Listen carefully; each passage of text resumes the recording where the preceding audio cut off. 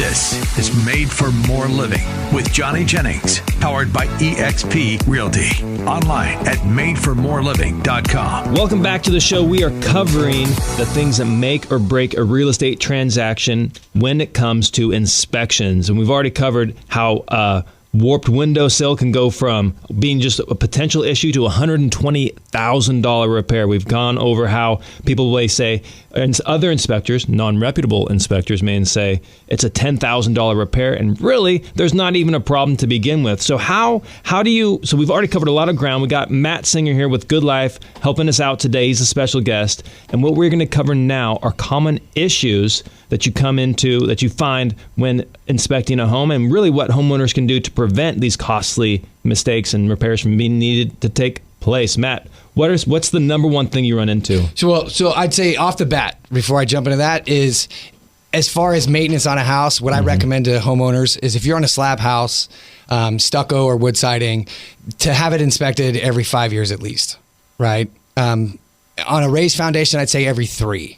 Because you have that sub area that's nobody's looking at, right? And you can have a leak, and it's better to catch it earlier than before it does damage, right? Catch it early, you can fix it. It doesn't do a bunch of damage. So when you say inspection, like what can people expect cost-wise? So at Good Life, we have, I think a slab house is $150. And then a raised foundation is $180. But you can do what we call a limited, right? You can do a targeted inspection. So if, say, the homeowner is pretty savvy, right, and is keeping up their house, they're good on maintenance, pay for just a crawl, and then you're looking at like $100. So you just call a termite company and say, hey, I need my sub area crawled and a foundation inspection. I don't need you to look at the siding or the inside, just the foundation and whatever. Now, if you have a raised foundation, we're going to have to run the plumbing because we want to find plumbing leaks. So you're going to have to go inside and run the plumbing just so we can get a good look when we go into the house. By run the plumbing, you mean have the faucets on, the showers on? Yeah, let the sinks run for a couple minutes, flush the toilets, let the showers run for a little bit, just so we can run water through the pipes. That way, when we go into the house, it's like 2 birds, 1 stone, right? But what I see most commonly, and it's wear and tear, is the south and west side of the house aren't maintained properly, and then you have a concentration of conditions. So, what I tell people is, hey, if you gave me 10 pest reports and you lined them up in front of me, just the diagrams, I could tell you the south side of the house just based off those diagrams. Wow. Because the concentration of the findings are usually on the south and the west side, with the southwest corner being like what I call ground zero. That's your most weather exposed corner, right? The sun trails east to west. So the south side's getting the longest exposure to sun or heat, right? And sun does a lot of damage to your siding if you have wood siding. And then the rain typically in the Sacramento region comes from the southwest. So we have rain that's driving from the southwest to the northeast. So what I see trend-wise is the south and west side is where you're going to have those maintenance-related issues where your deferred maintenance is going to catch up with you. And then the northeast corner of the roof is usually where you have some kind of fungus condition or failure because the rain drives into that corner.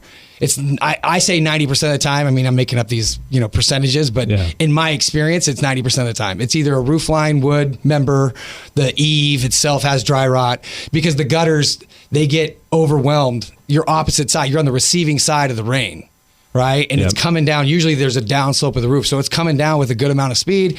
It overruns the gutter and then everything gets wet. And then you get it wet long enough. I mean, it's not sun exposed. It's northeast corner, right? But you get it wet long enough and the wind's blowing that way, it's going to put leaves in that gutter, like you're going to have overflowing gutters. So for whatever reason, that northeast corner is where you're normally going to find a roof issue.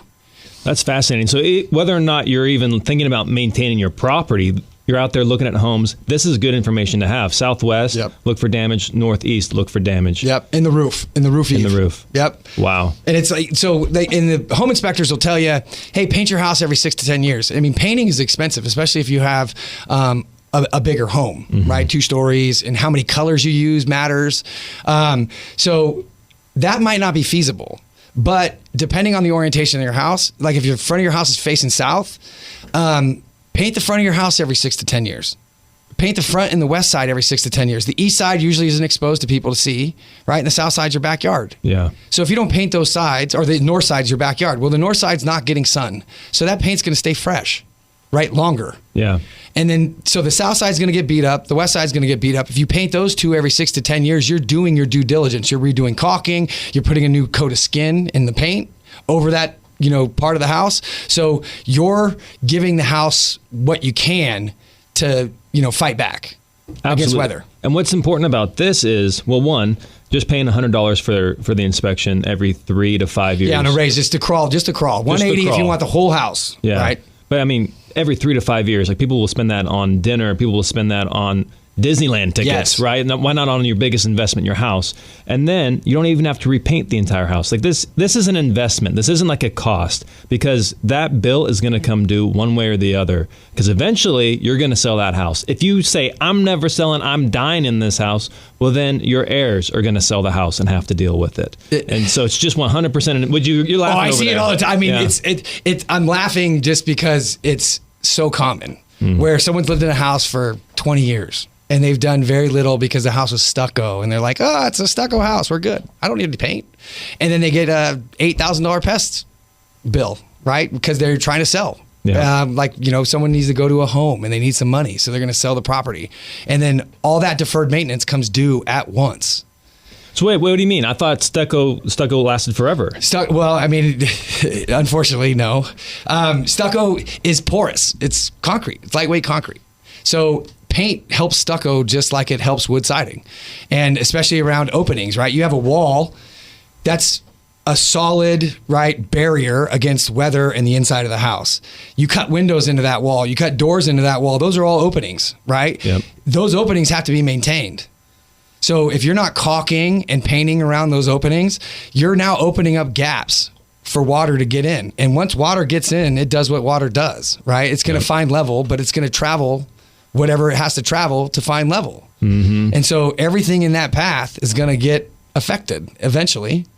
And this is why we tell, when we're sitting down with sellers in the living room, we're telling them 100% of the time, I don't care if your home is 1 year old, like brand new, or 100 years old, you're going to have to budget for some repairs. There's just things that come up with the home. And even if it's a stucco siding, the house is heating up and cooling down, heating up and cooling down. Yep. The window frames are heating up and cooling down. We've all driven along like through neighborhoods and you see the cracks, or that people are like patching the cracks. Especially the new stucco is a thinner stucco. It's a different system. So like the older homes, they have a 3-coat stucco. So that siding is about 1 inch to 1.25 inches thick, right? Which is a pretty good barrier, like it's a good membrane.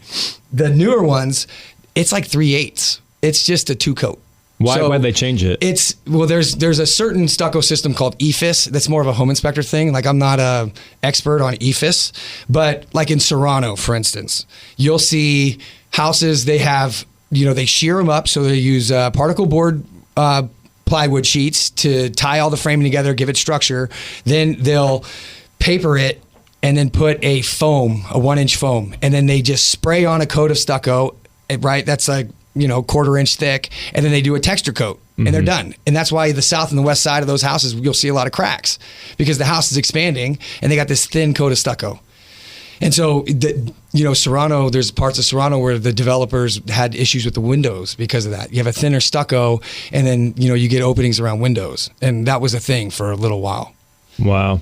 See, this is another thing about hiring a good inspector is like a good inspector's out in the field day in and day out, and they know the different neighborhoods. There's trends. They know what to look for. They're not going in blind. Yes. Wow. This stuff doesn't happen on the fly. Like it happens in a sequence. So is there anything else in terms of maintenance that sellers should be on the lookout for? Caulking around windows, right? And then, you have a lot of storage under your sinks. Pull it out every now and then. See if you have water stains. Nobody really checks their plumbing and you think it's okay. Well, you're shoving stuff in and out of those shelves, right? And so you're banging on that plumbing over and over. And sooner or later, you're going to have a gasket fail. It's going to crack.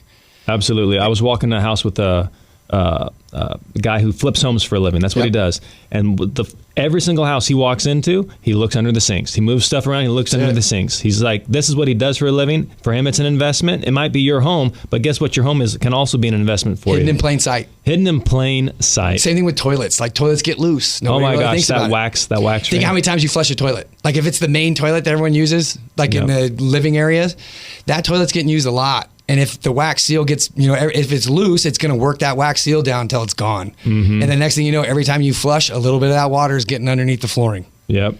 You may not see it, but it's getting into but the it's flooring. there. Yeah, for sure. So if you're sitting on a toilet and it's kind of wiggling around, man, you got to get that fixed. Yeah, get it reset. Do not wait. It's like $160. It's not a big deal. Yeah. No. I mean, $160 is $160. We'd prefer to spend that on something other than a toilet. You can get it cheaper. I mean, it's like you could do it yourself. YouTube has a ton of videos. But if you don't get it fixed, like what's the cost? Oh, I've seen, thousands of dollars, depending on the house, right? Like I've seen bathroom floors just get destroyed.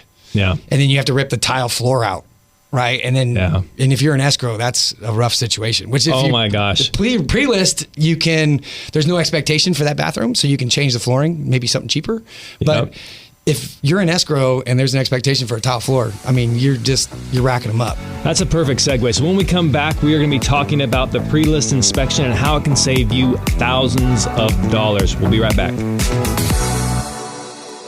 You don't have to make the same mistakes that other homeowners have made when it comes to selling your home. Work with someone who knows what they're doing. Johnny Jennings and the Tom Daves real estate team, there's a reason why they are number one in all of Sacramento. Find out what kind of offers you would get on your home at tomdaves.com and how much you would get if you wanted a cash offer today.